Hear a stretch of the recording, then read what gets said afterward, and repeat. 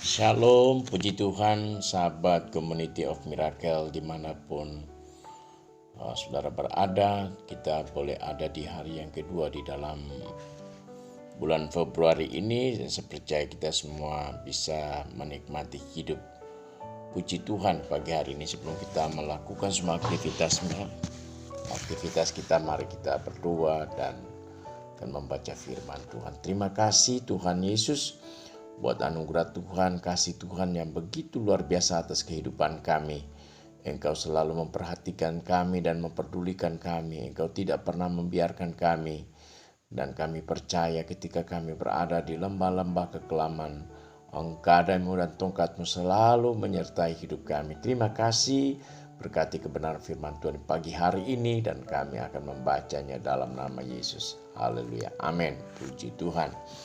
Mazmur 147 ayat yang ketiga. Ia menyembuhkan orang-orang yang patah hati dan membalut luka-luka mereka. Bapak Ibu Saudaraku yang kekasih di dalam Tuhan Yesus, salah satu visi dari Community of Miracle ini di dalam Yesaya 61 ayat yang ke-1 berkata demikian. Roh Tuhan Allah ada padaku oleh karena Tuhan telah mengurapi aku. Ia telah mengutus aku untuk menyampaikan kabar baik kepada orang-orang sengsara dan merawat orang-orang yang remuk hati, untuk memberitakan pembebasan kepada orang-orang tawanan dan kepada orang-orang yang terkurung kelepasan dari penjara. Bapak Ibu Saudaraku yang kekasih di dalam Tuhan Yesus Kristus, luka hati bukanlah sesuatu yang bisa diantisipasi dan disembuhkan dengan mudah.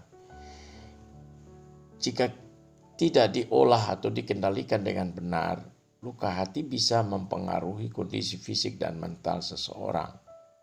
Nah, timbulnya luka-luka hati ini ya bisa diakibatkan ada beberapa hal ya.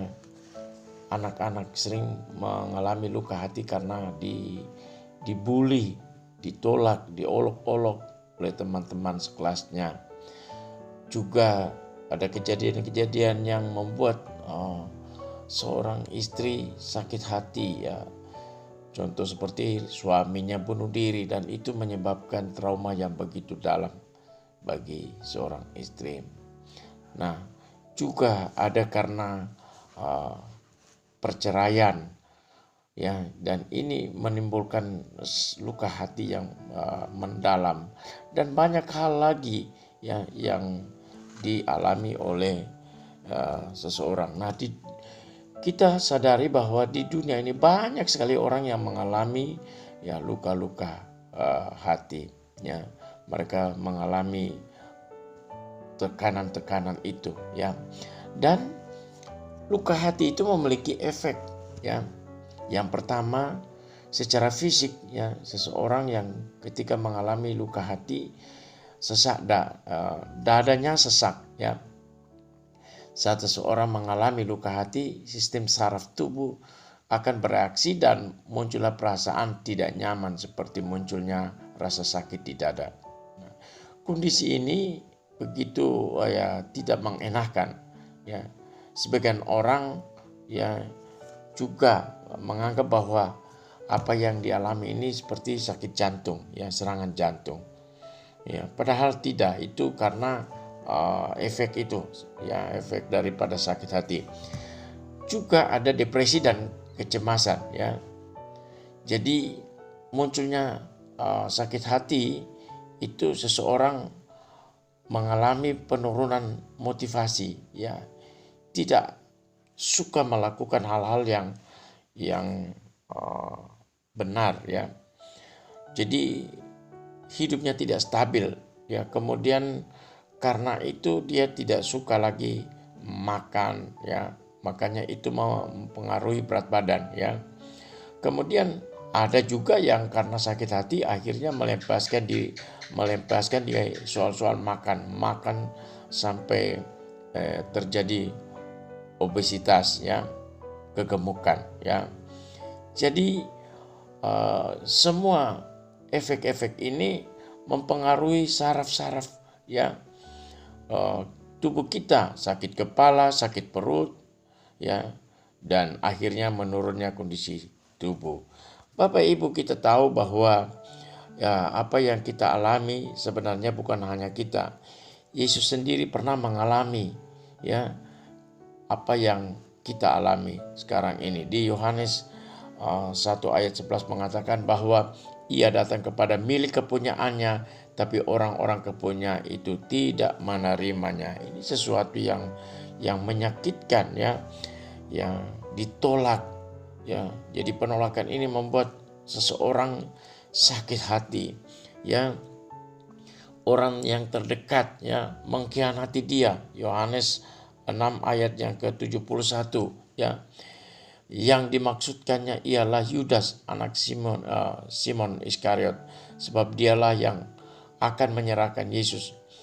Dia seorang di antara ke-12 murid.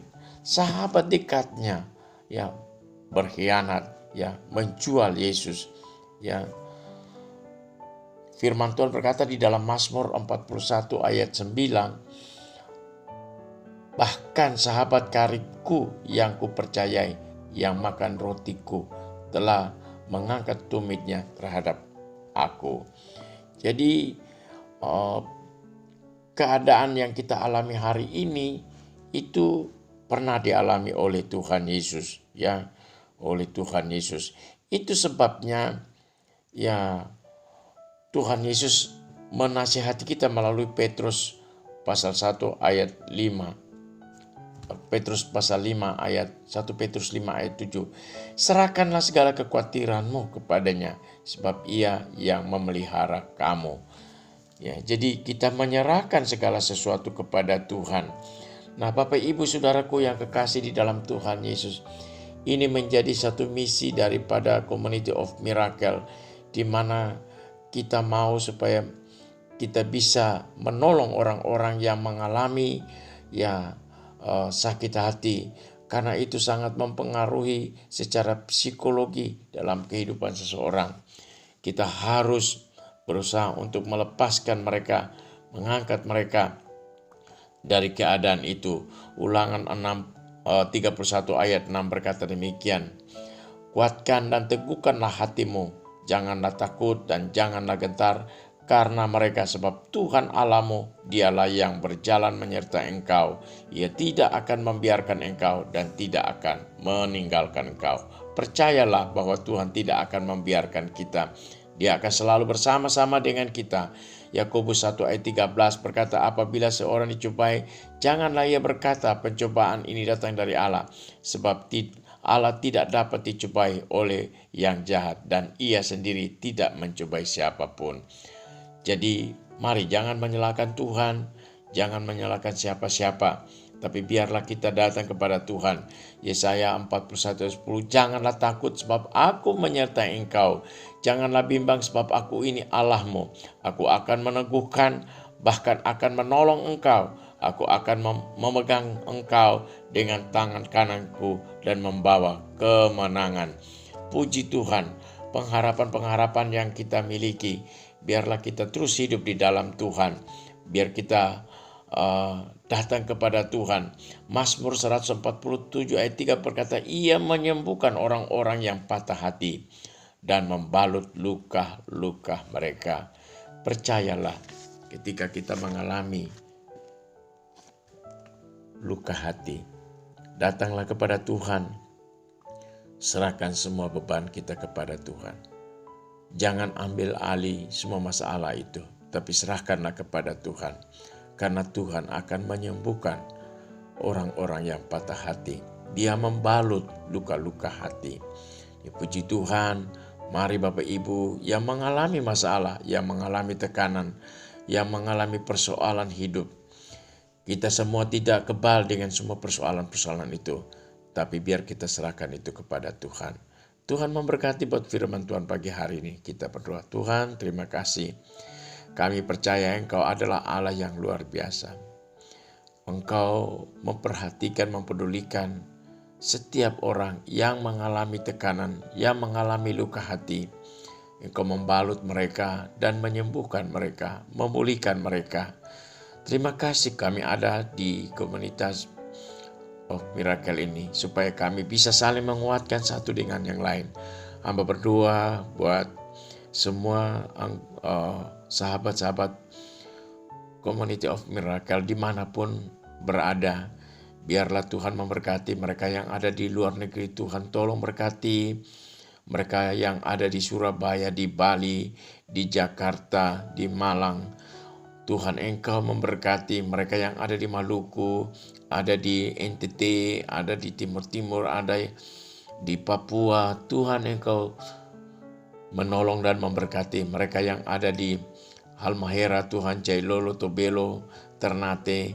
Tuhan, hamba serahkan mereka semua ke dalam tangan Tuhan. Mereka yang mencalonkan diri sebagai anggota dewan, baik itu kabupaten kota, provinsi maupun DPR RI, sertai mereka, tolong mereka, karena kami percaya anak-anak-Mu yang punya motivasi yang baik, punya visi misi yang baik, mereka akan keluar sebagai pemenang Tuhan. Berkati mereka Tuhan. Berkati juga anak-anak kami yang studi, jadikan mereka anak terhormat, terpuji, ternama Tuhan.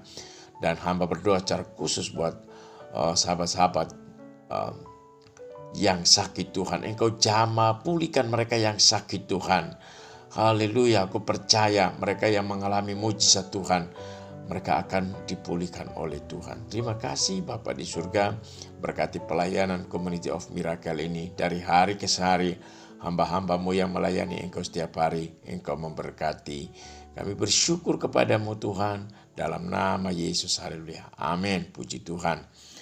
Baik, sahabat-sahabat yang berada dimanapun, mari kita lakukan semua aktivitas sepanjang hari ini. Kiranya Tuhan menyertai kita dengan damai sejahtera. Shalom.